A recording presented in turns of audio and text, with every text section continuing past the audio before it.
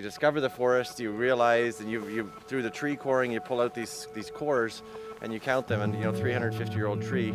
And then after some more mapping work, we realized the extent of the forest, and then connected that this is in fact what looks to be the largest old-growth eastern hemlock forest stand in the country. So then, okay, what do you do next? So, do you talk to the media, talk to the forest company, do you talk to the politicians?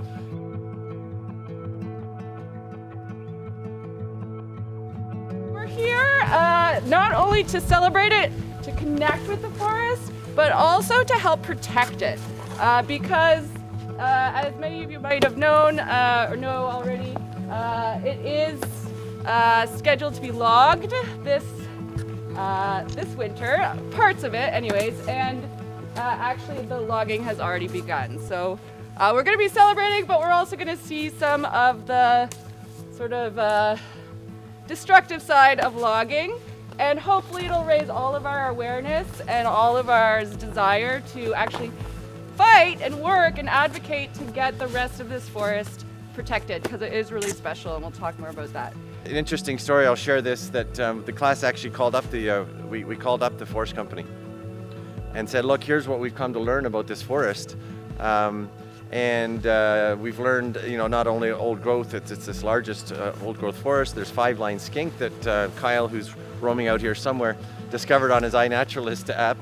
And might you consider a moratorium on cutting in light of the fact that there's these apparent very significant conservation values here? It was a difficult conversation.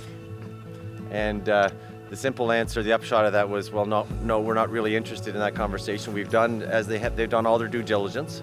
They followed all the ministry rules. The forest hadn't been identified earlier as old growth. And in fact, they've spent $40,000 coming in, contracting out the folks who have come around and identified which trees are staying and which ones aren't. And I'm a little bit worried that we may have actually expedited the cutting schedule. So that road you walked up on, as Carling was saying, that's 2 weeks old. And if you see trees down, some of us who might have a chance to look in, those trees were cut on Wednesday. This is happening quickly. All right, so the tree behind me is what we estimate to be 350 years old. It is marked to be cut as indicated by this yellow mark. We found this while we were doing surveys in the summer.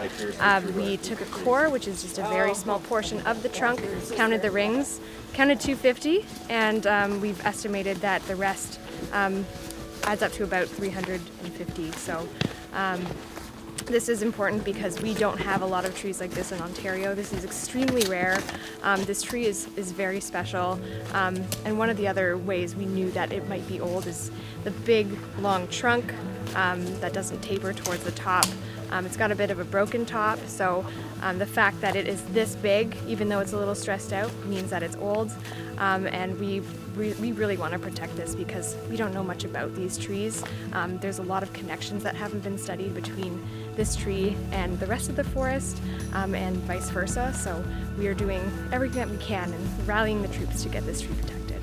But as you can see around you, that a lot of the destructiveness of logging isn't just cutting down the trees that they're going to get, but also getting in here. So yeah, like Carly was saying, I came here for the first time last week, so I hadn't seen it before, but then they were halfway through building this road, but none of it was here before. Do you want to talk about what it looked like before? Yeah, so when we came in the summer to do surveys with Cam's class, the YLS class, this was just snowmobile trails.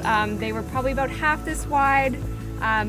There were no trees cut, as you can see behind you, behind me.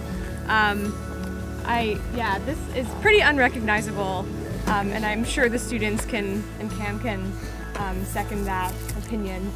I had a lot of fun time working within our groups, we got to go off by ourselves and measure a bunch of different types of trees, and just we all got so excited when we found very, very old ones. I think we found one that was 100 or so centimeters across. It was fantastic, but I miss it a lot. It's a beautiful forest, and I'm really happy that we got to spend some time here. I'd like to say Chibigwich, and so in Anishinaabe it's saying thank you for everybody sharing this little bit of time we say that really as people, our only right is that we have time. So we're born, we're given time, we pass. And so we say really that beautiful gift of life is what we're all here to do.